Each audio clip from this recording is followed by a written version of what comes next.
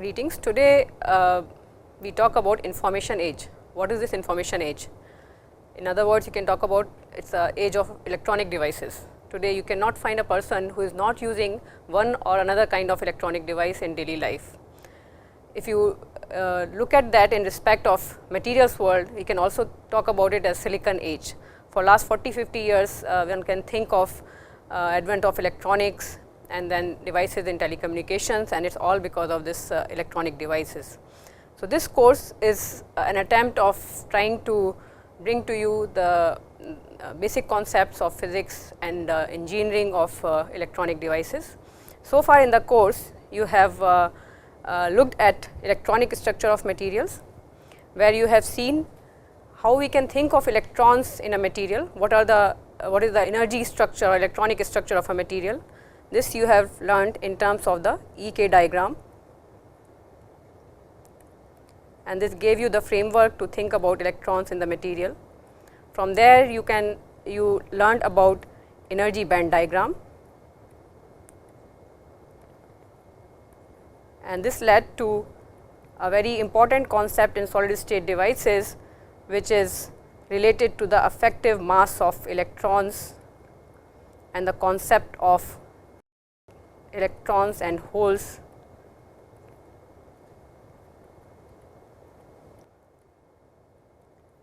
based on the electron dynamics of electrons in each band. Then further from that particular framework of electronic structure in the material, what you have done in the next module is about the properties of different materials, metals, semiconductor, dielectrics based on this electronic structure. Then specifically we went into detail of semiconductor properties, intrinsic semiconductors, calculation of carrier concentration in intrinsic semiconductor, looking at NIPI, looked at extrinsic semiconductor, and how we calculate the equilibrium carrier concentration in these devices. Finally, we also looked at interfaces of different materials based on this electronic structure. Basically, when we bring two materials together based on this electronic structure, how do these material align with each other, and that is kind of a heart of all electronic devices to some extent. And then finally, that led to the third module for this course, which is if I look at the material in equilibrium, and I know the equilibrium carrier concentration, electrons in conduction band, holes in valence band, that is not very interesting, because material is in equilibrium, there is a charge neutrality condition, nothing is happening. So when I want to use these materials in some sort of electronic device, what is more important is what happens in non-equilibrium, and that is why the third module of this course was dedicated to optoelectronic device physics. And so today we will talk about these optoelectronic device physics, the kind of processes which occur in the non-equilibrium situation, which then will be used in making some basic electronic devices. So what happens in the equilibrium situation? In our picture from earlier modules, we know in equilibrium situation you have an equilibrium concentration of electrons and holes, but if I want to change this concentration, which means I will have to generate electrons and holes. So generation is one process. So generation by definition is any process by which I am going to create electrons and in the conduction band and holes in the valence band, and then we will define it further what exactly that means. Then what else can I do? I have an equilibrium concentration of electron and holes, and I do some things to reduce that concentration.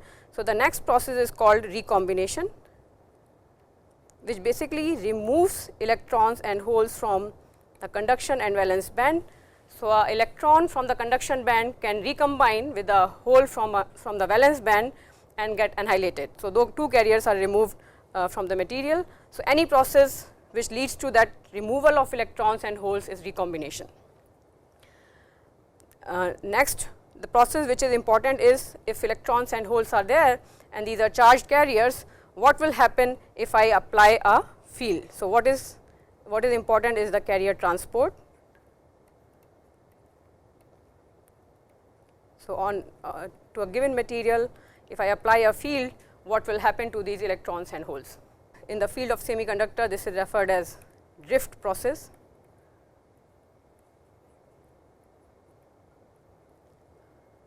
Something else that can happen is, because in the semiconductor processing we can control the concentration of dopants in the spatial dimensions, and that means that we have a way of changing the spatial concentration of dopant in the material. Now, this leads to a non-homogeneous material. So far in the earlier modules you have been looking at the properties of a completely homogeneous material and looking at a equilibrium carrier concentration based on that. But if I have a way of making it non-equilibrium or introducing a carrier concentration gradient, then that would further lead to a process of carrier diffusion, which is also a transport process, but not due to the field, but it is being generated because of non-homogeneous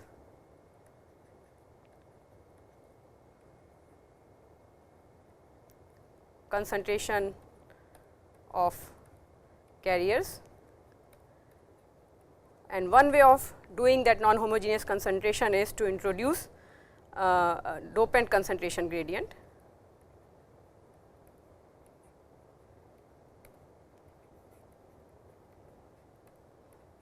In a device, there are of course other ways and means of creating this non-homogeneous carrier concentration. When we have interfaces of two materials, by changing the bias or the electrical field that we apply to the device, we can inject excess carrier at a certain place, and that also creates the non-homogeneity. But we will do those special cases later in the next module. And then finally, we will look at all these processes of generation, recombination, and how carriers, both electrons and hole, are transported in the material due to the electric field, which is the drift process, or due to gradient in the carrier concentration, which is the diffusion process. And if we bring all these four things together, we can write something which is called as the continuity equation.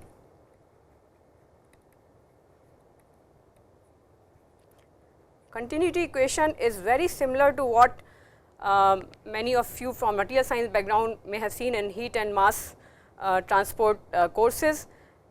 In this case, we are talking about transport of carriers. There you talk about transport of mass or transport of heat, but it is basically at any point, if I know the generation, if I know the recombination, if I know what is the rate of transport, then at any point I can write an equation on how the carrier concentration is changing with time with a given boundary condition. So, continuity equations for carriers are very similar to continuity equations in other fluid flow topics. So, this is how we will generate our framework for understanding the devices. Once we have a continuity equation, I can take any device structure, understand the condition at which it is operating, look at the equilibrium structure, and then when I apply a bias, what happens to this structure. So, if we understand all these 5 processes, then I can analyze any particular device that I have, which will be done in the last module. So, let us look at the process of generation.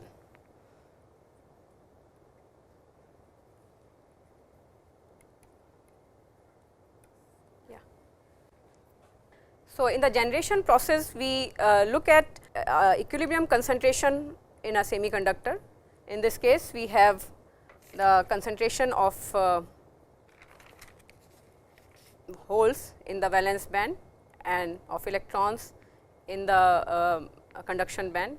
In concentration of holes, let us say in the valence band is P, for electrons in the conduction band is N, and we can assume that this is slightly P type semiconductor and the Fermi level is closer to the valence band edge.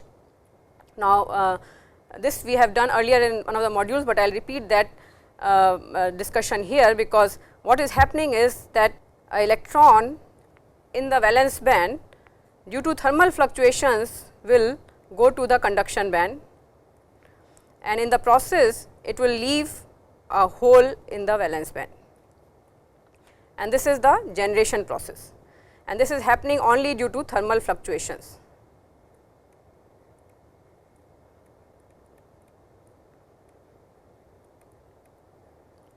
As you can see that in this process, and if I give the generation rate the symbol G, I am always creating same number of extra electrons as same number of extra holes, because the process is taking a electron from the valence band and taking it up to the conduction band, and in the same process it creates one electron and one hole. So, the numbers are always equal in a thermal generation of carriers in this case.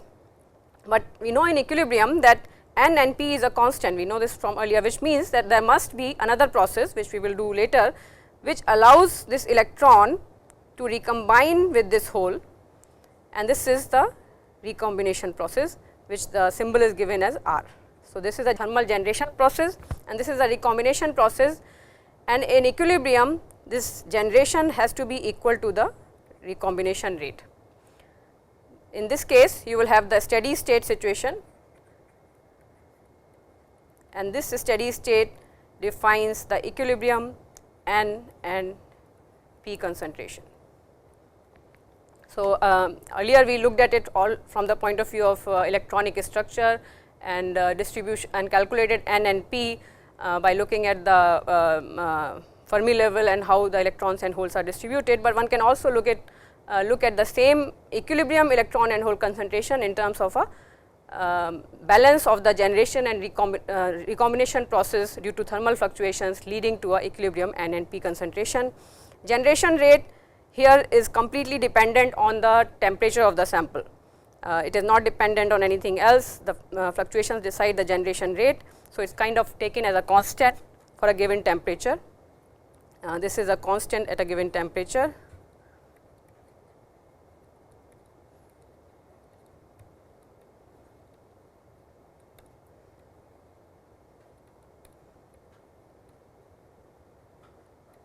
While recombination will depend on a rate constant and how many number of electrons and holes I have in the equilibrium condition. So, this would be the general equation for equilibrium condition when the generation is only due to the thermal fluctuations.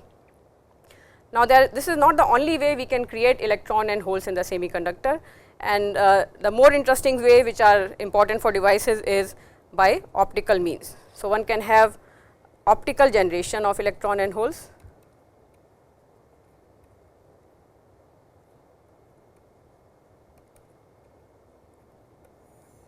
And in this what we have is a semiconductor,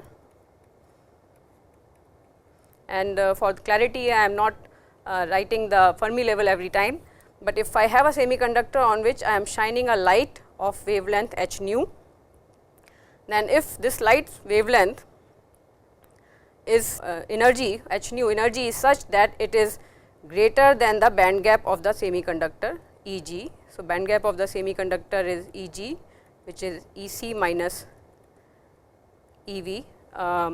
In that case, a electron can absorb this energy and can be promoted to the conduction band, and this will lead to creation of a electron in the conduction band and a hole in the valence band. And again in this process of optical generation, as you can see, the number of axis electrons you create will always be equal to number of axis holes created, because a photon absorbed creates one electron and one hole, as long as the energy of that particular photon is greater than the band gap. Now, this process also has certain technical details which I would review, although you have done it in the lecture 11. So, more details about optical absorption can be seen in lecture 11, but I will do a bit of review for the sake of completion here. Now, optical generation is dependent on the material. So, for example, if I take different kind of semiconducting material and I plot log of absorption coefficient alpha, and to remind you what is absorption coefficient, if I have intensity of light I naught shining on a material of thickness d, then after passing through the thickness d, I would have absorbed some of that light into the material, and that is decided by the absorption coefficient of that material. So, if I plot log of the absorption coefficient versus energy on the x axis, then I can distinguish different kind of semiconductors by the optical generation processes, and here I can make a scale for some common semiconductors.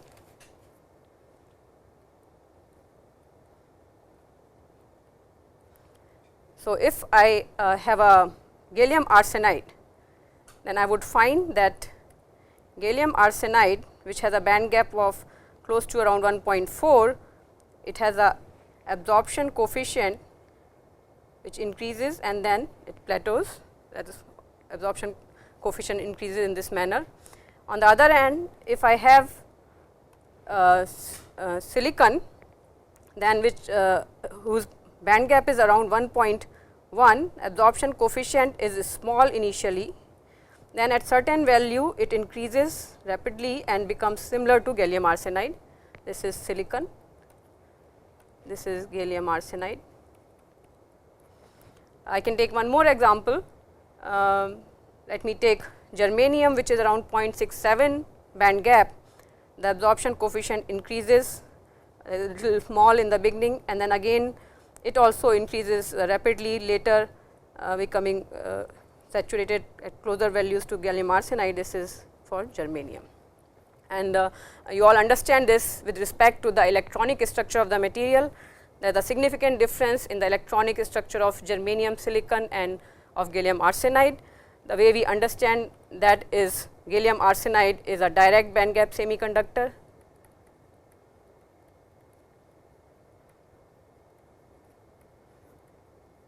while silicon and germanium are both indirect band gap semiconductor.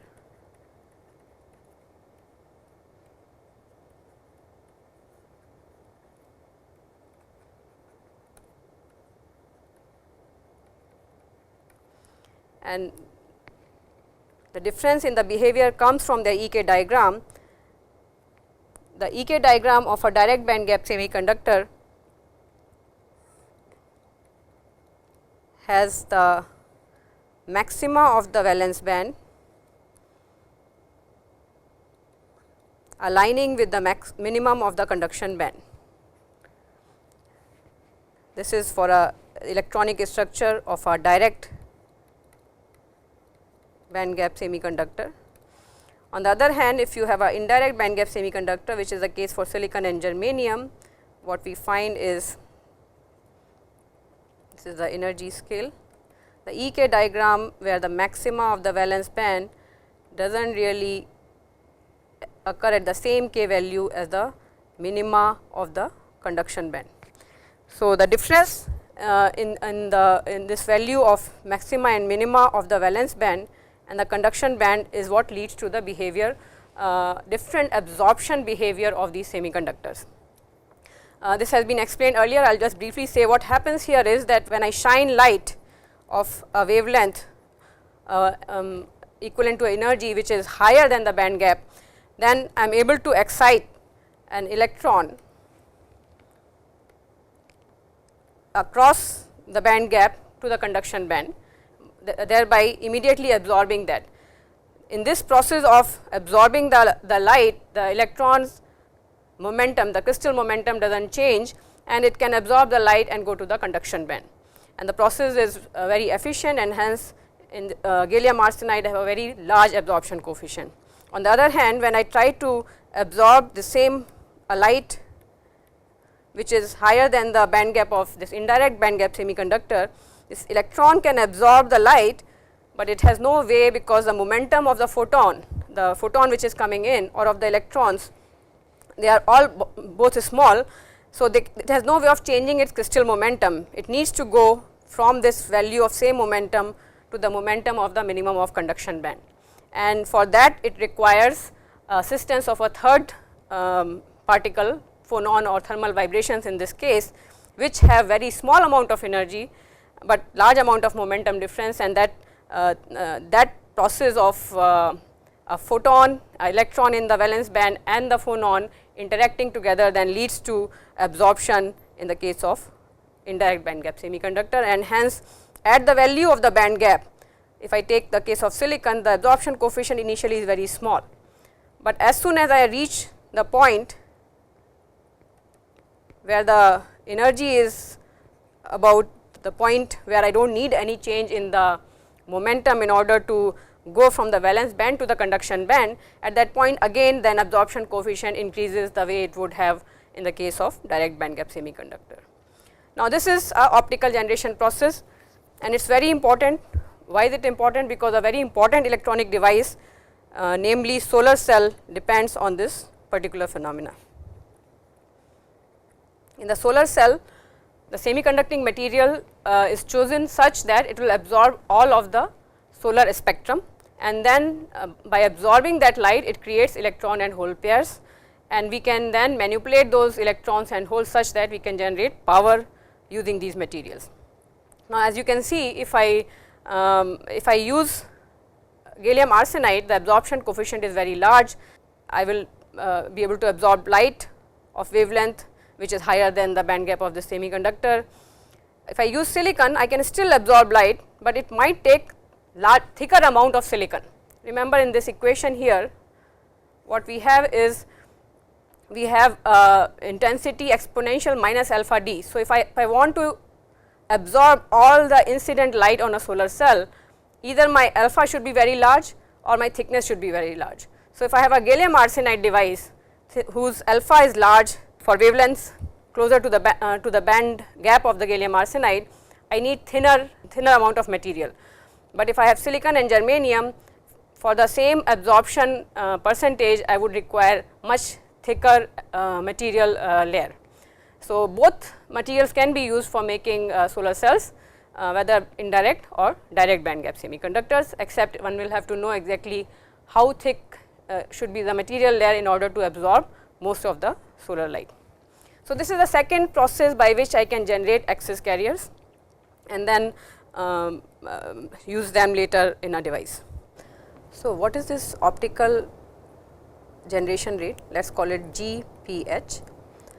Optical generation rate is basically number of electron hole pairs, and I am calling number of electron hole pairs because I already said that in case of optical generation, we create same number of electrons as number of holes because of this absorption process which takes an electron from the valence band and takes it to the conduction band. So, number of electron hole pairs generated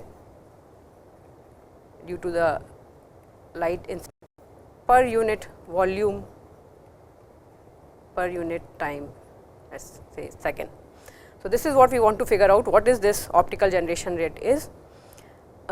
In order to get to this, we first need to figure out how many light photons are absorbed in the material, and then we know that each light photon absorbed will result into a one electron hole pair. So, let us start looking at a example. If this is my semiconductor, let us say the dimension in this direction is d, and I am making a two dimensional picture. The third dimension for this discussion one can assume infinite, and it is not that important. And if I have a light shining on this material with intensity, incident intensity EI, then what happens at the interface of this material is that the intensity which is coming, some of it is going to be reflected back, and that is, let us say, call it intensity IR. Rest of it is going to continue inside the material and then later come out, let us call that intensity transmitted. In the process, when it is the light is travelling inside the material, it is being absorbed by the material.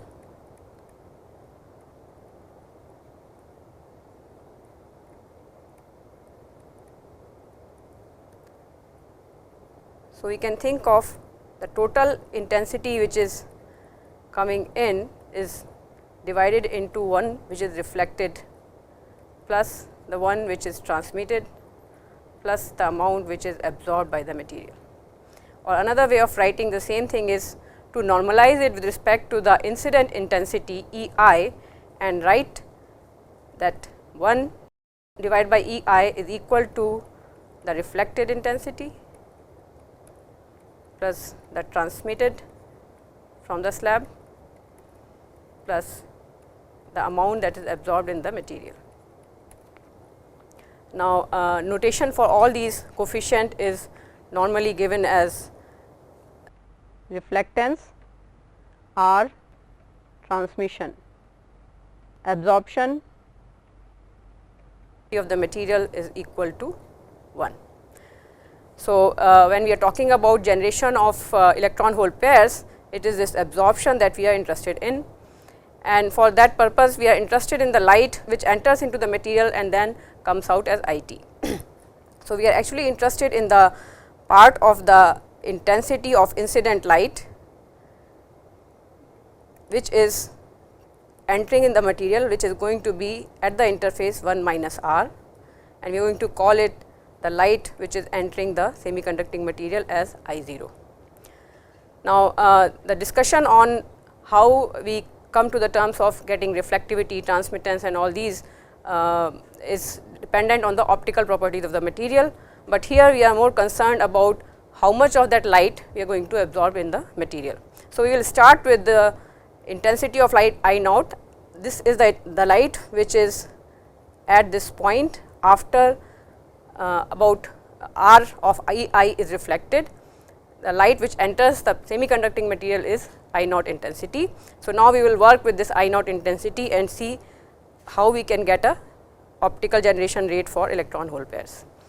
So, with this I naught information we can proceed and see what happens. So, the light which is coming here is I naught and the one which gets out is I, and we have already learned that this can be expressed as absorption coefficient of the material, where D is the thickness of this material. Now, the question here is we want to figure out how many photons are absorbed. So, first thing we want to figure out is how many photons are absorbed in the material.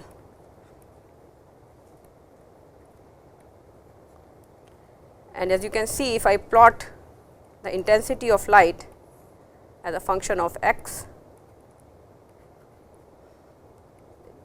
when it enters the material it is I naught, when it is coming out of the material it is I, and we know that this is not uniform throughout the material. There is more light absorbed at the entering side and it exponentially decays as the light comes out of the material. So, basically the absorption is not uniform throughout the material. Absorption of photons is not uniform.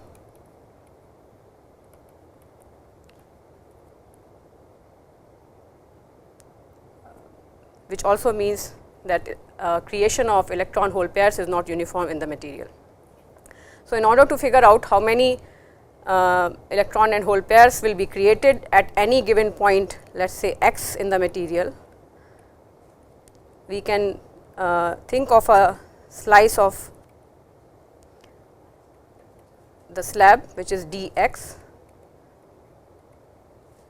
and calculate the number of photons absorbed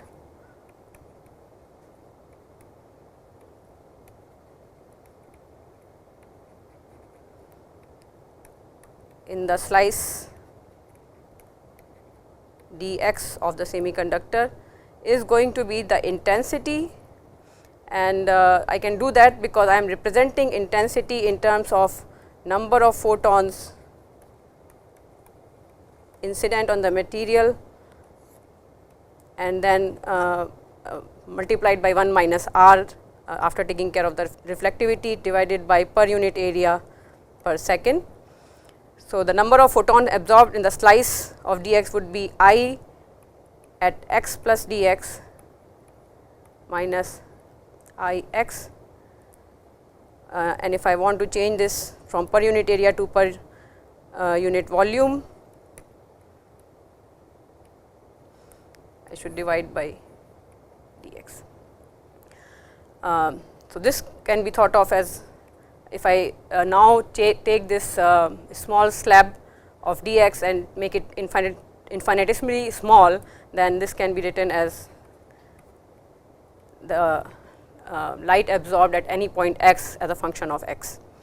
Now, I want to change this number of photon absorbed into number of electron and hole pairs generated.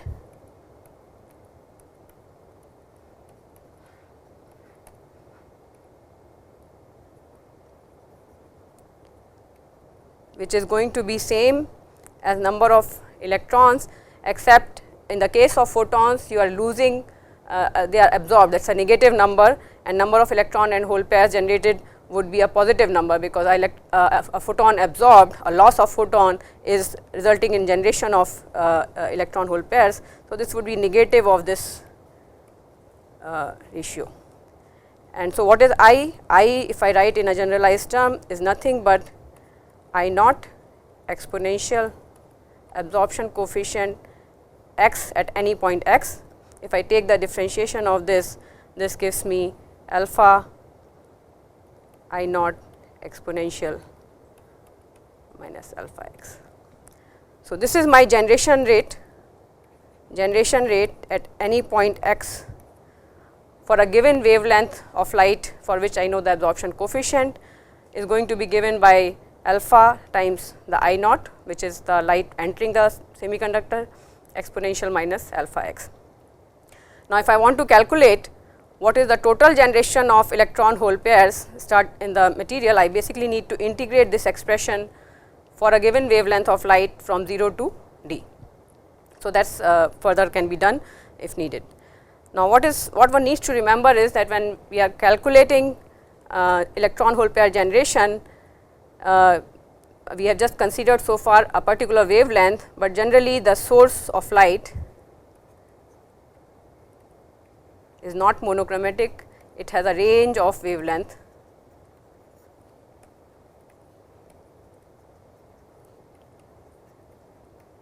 And hence one should write a generalized term for generation of carriers in terms of x and wavelength of the source of light should be written as absorption coefficient, which is dependent on the wavelength of light, I naught exponential absorption coefficient, which is a function of lambda times x. And then this would be a general expression, and if I have a spectrum, for example, in the case of solar cell which has many wavelengths, one will have to integrate this expression for all wavelengths to get the total number of electron hole pairs generated when the semiconductor is irradiated by the light. So, this is what gives rise to the generation of electron hole pairs. Let us look at what is alpha. Alpha, I said, is a function of lambda. Let us see what is the nature of alpha. We have already seen it in a different context. What we showed you in case of materials, alpha as absorption coefficient h nu, we have shown cases where this is for direct semiconductor, and then you have for indirect semiconductor. Same thing if we plot, rather than plotting it as energy, if we plot it as a function of wavelength. And let me take the example of case of, let us say, silicon, alpha numbers. Then if I plot it for wavelength region 200 to say about 1400, let us get some idea of these numbers. So, for wavelength numbers in the range of 250, 350, 500 nanometer and 700 nanometer. Remember, the visible light is in the range of 300 to 700 nanometer, and the alpha values given in the units of centimeter inverse are in the range of about 1.8 10 to the power 6, 1.0 10 to the power 5, 1.1,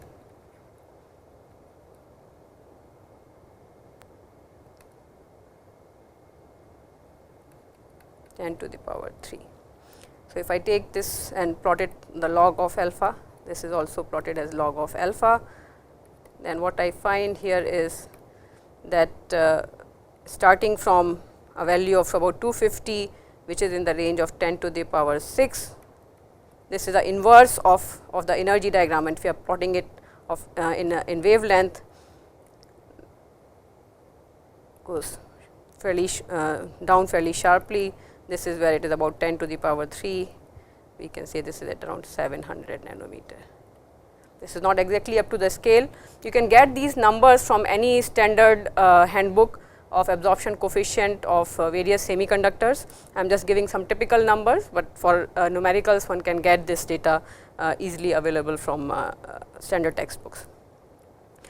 So, if this is the absorption coefficient which ranges all the way from 10 to the power 6 to 10 to the power minus 8, most of the absorption being higher absorption coefficient being in the range of 10 to the power 6 to 1, and then going suddenly dropping as we reach the band edge of the indirect semiconductor silicon in this case.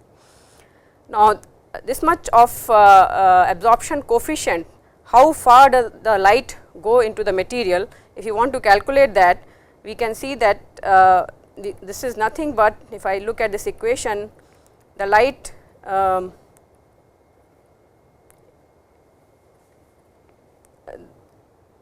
is going to be reduced to about 1 over E value, I over I naught will become 1 over E when D is equal to 1 over alpha, and this thickness we call as absorption depth.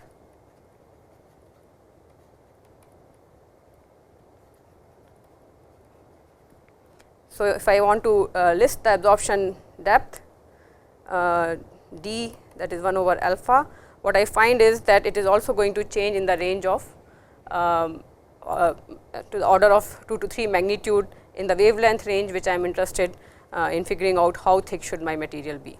So, a question that one could ask is how thick should be the solar cell if you want to make if you want to absorb as much light as possible. Now, the answer to that question is that it should be as thick as possible, because if you look at the solar cell spectrum, typically solar cell spectrum peaks at in the visible range at around 400-500 nanometer, and then a lot of it is beyond the silicon band edge. But if you take any particular wavelength, what one finds it, you need smaller thickness to absorb lower wavelengths, but as you go towards larger wavelength, you need much thicker silicon substrate, and obviously if you want to absorb all of it, you need a much larger value of the silicon thickness to absorb most of the sunlight. So, ideally as thick silicon wafer would be better for as possible would be better for the solar cell, but there are going to be limitations from other parts which we will see later. You cannot make the solar cell very thick because it may absorb all light, but you may not be able to collect the electricity from it. But from just from optical point of view, if you want to capture all the light, you want your material to be as thick as possible, or you want a material which has very high absorption coefficient. So, this would be related later when we discuss solar cells. Now, coming to the third way of generating for generation of carriers, that is known as electrical generation.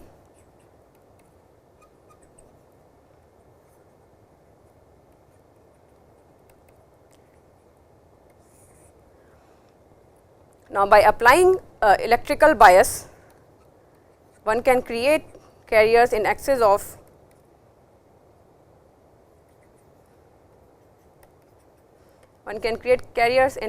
of equilibrium concentration.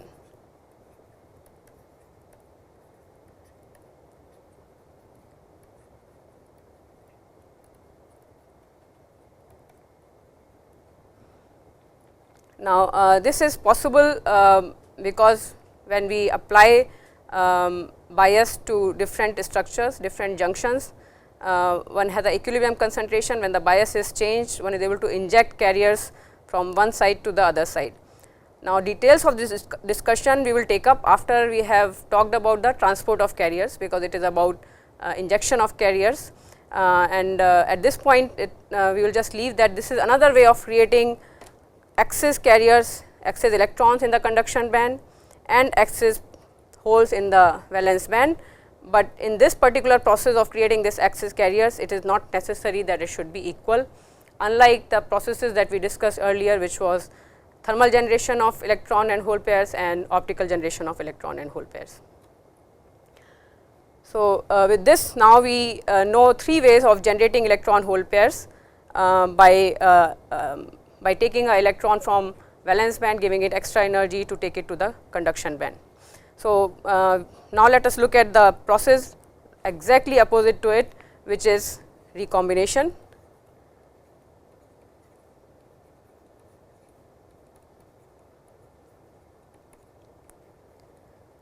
So, recombination is any process which takes the excess electron and hole concentration which is in excess of equilibrium and recombines them. Any process that does that is called recombination process, and the simplest one which we can think of is when you have an excess electron in the conduction band and hole in the valence band, they recombine and they can in this process give out light. This would be a radiative recombination.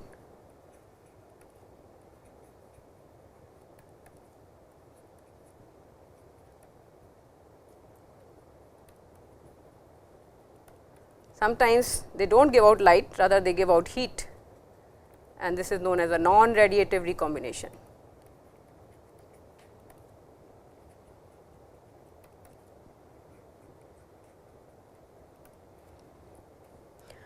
Now, in this process, the just the energy diagram does not tell the whole story, because when does the material give out a radiative photon, or when does it result into just heat in the material or being lost in thermal vibrations, that depends on the EK diagram. So, this process is exactly opposite of what we discussed for optical absorption in semiconductors. So, the process here is exactly opposite of optical absorption.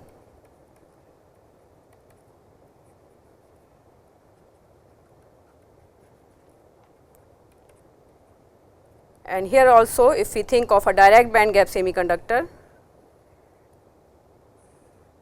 with EK diagram such that the minimum of the conduction band is aligning with the maximum of the valence band. In that case, if you have an electron and a hole in the valence and conduction band, then it can easily recombine with the hole without any change required in the crystal momentum or K value. And in this process, this is in this process it is easier, this energy exchange can come out as a radiative photon. On the other hand, if I have a indirect band gap semiconductor,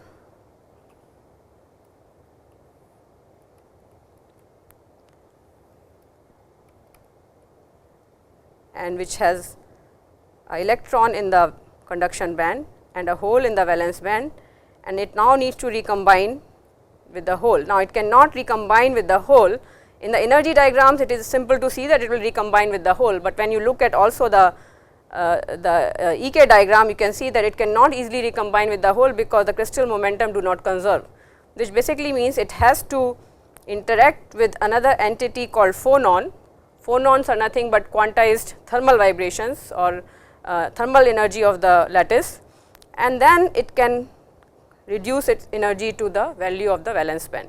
So, in this process the energy does come out, but it is lost to thermal vibrations.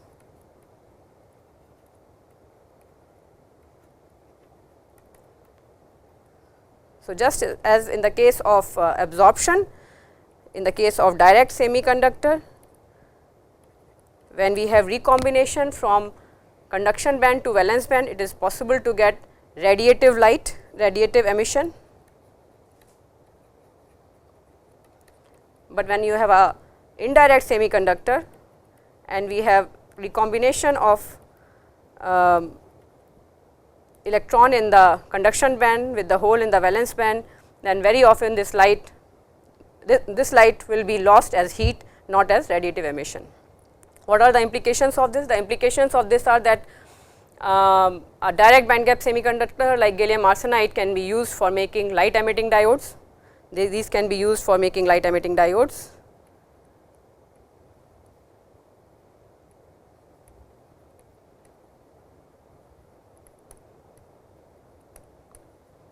Also known as LEDs in the short form, while indirect semiconductors are not the right material for light emitting diodes.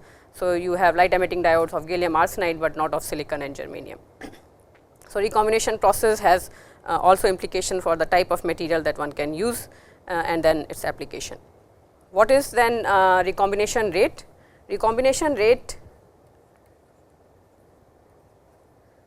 is then defined as the number of electron hole pairs annihilated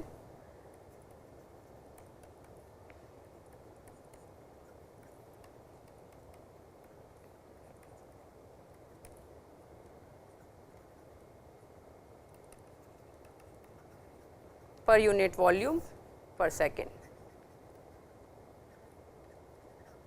And a general expression for this is given as some rate constant multiplied by the carrier concentration in the conduction band and the carrier concentration in the valence band of electrons and holes.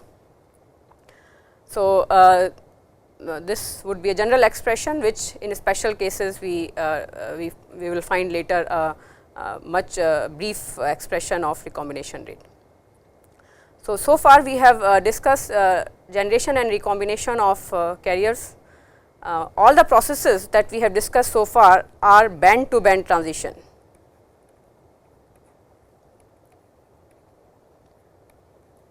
Which basically means that I assume that the electron is in valence band and then it transfers to the conduction band, thereby creating a electron hole pair. And I also assumed that there was a electron in the conduction band and a hole in the valence band, and they recombined and thereby getting annihilated for the recombination process. But this is not the only way for excess carriers to be generated in semiconductors. Band to band transition is not the only process that generates electron hole pairs or annihilates electron hole pairs. There are many other processes, and that is what we will take up in the next lecture. And at any given time, all the processes are possible in a semiconductor, but given in a situation or conditions, maybe one or two will dominate the process.